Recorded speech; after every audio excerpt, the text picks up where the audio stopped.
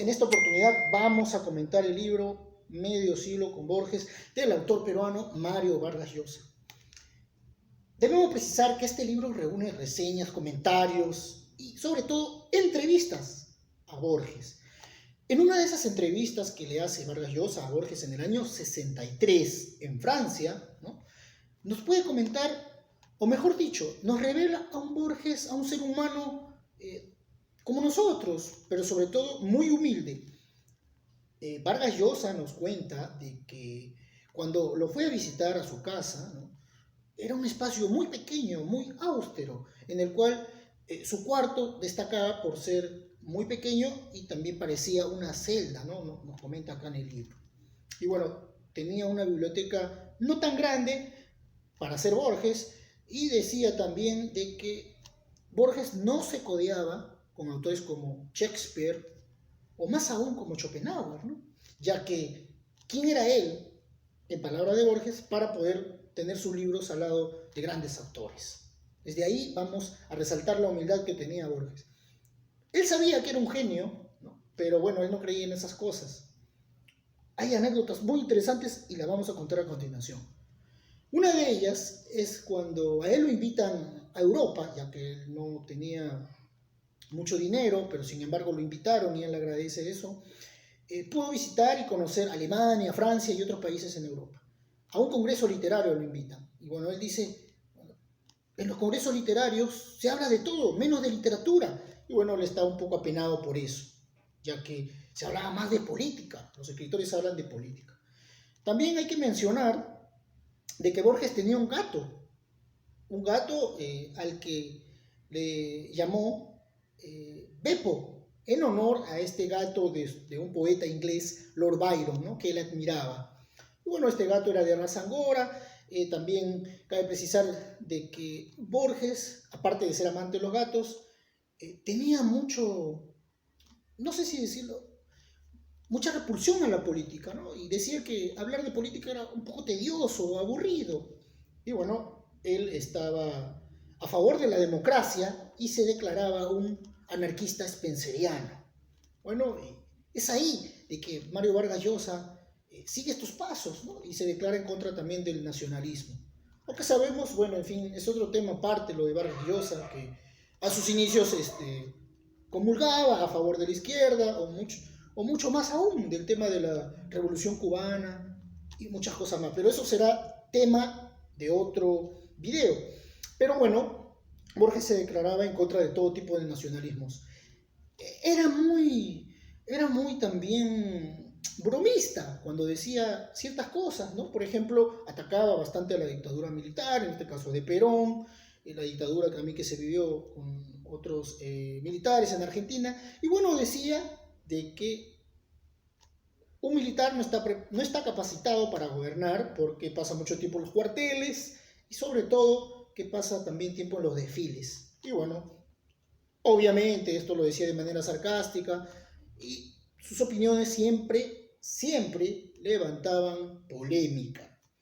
Vamos también a comentar de que a Borges no le importaba el dinero, simplemente, como lo decía Vargas Llosa aquí en el libro, que él estaba podrido de literatura. O sea, su vida era intelectual, su universo borgiano, como bien lo denomina Vargas Llosa en el libro, estaba lleno de historia, de filosofía. Él era amante de la historia y de la filosofía.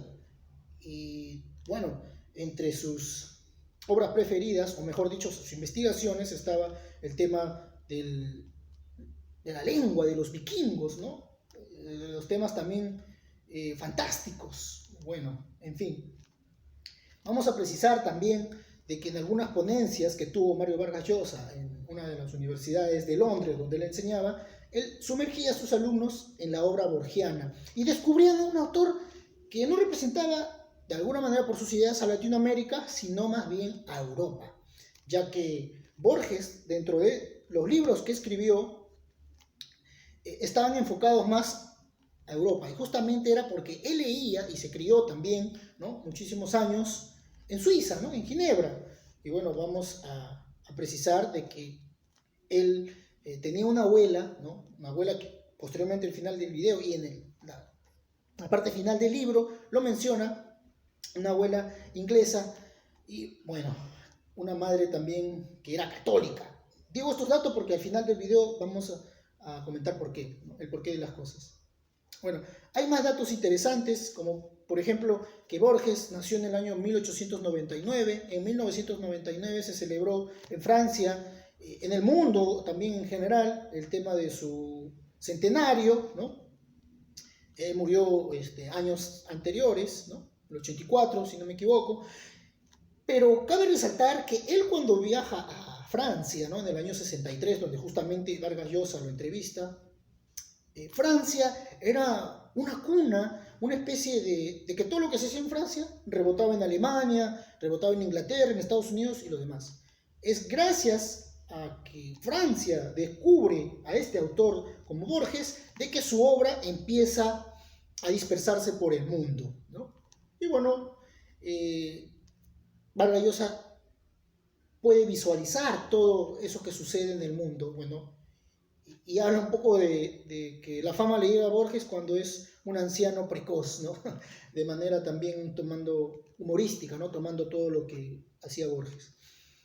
El libro está lleno de anécdotas. Bueno, comentando con respecto a esta anécdota, ¿no? De Onetti con Borges, él lo conoció, ¿no? en un bar, como se dice, ¿no? Y bueno, posteriormente Borges fue jurado del premio Cervantes, donde quedaron finalistas Octavio Paz, el mexicano, y Juan Carlos Onetti, este autor uruguayo, ¿no? Y bueno, como en esa antes de que él sea jurado, en esa reunión que tuvieron Borges con Onetti, no tuvieron un buen acercamiento, no se llevaron bien. Y bueno, de alguna manera esto, Vargas Llosa lo dice aquí, que pudo servir para que Borges se decida a otorgarle el premio a Octavio Paz, ¿no? Él sospecha de eso, Vargas Llosa. Y bueno, Onetti seguramente después se habrá puesto a pensar por qué no recibió el premio. En fin, hay muchísimas anécdotas en el libro, muchas cosas que me gustaría que ustedes la puedan comentar, leer por ustedes mismos.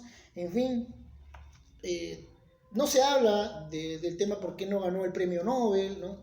Se dice de que sí, él recibió una condecoración de Pinochet, ¿no? Pero se dice también, ¿no? De que de alguna manera esto pudo ser lo que resultó en que no le dieran el premio Nobel de literatura, pero en fin, muchísimas cosas más.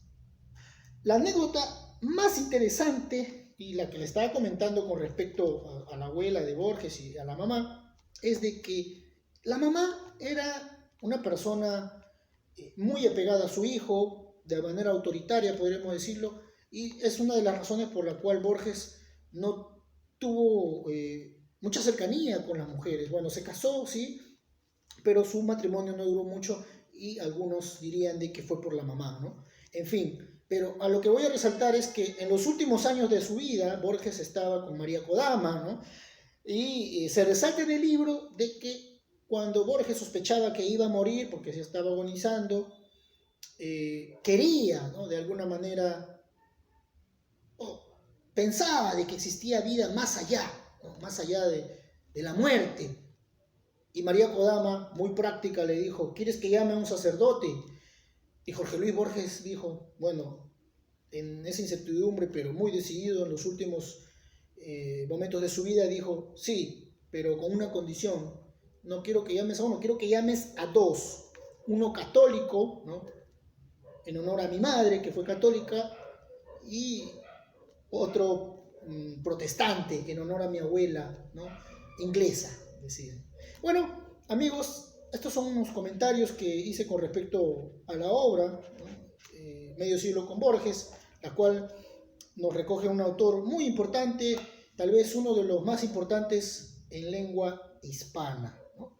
Borges siempre será un gran maestro para todos, y bueno, sumergirse en el mundo borgiano creo que no es tarea sencilla, sino sobre todo para personas que se adentran mucho en el tema de la lectura, de la cultura y mucho más.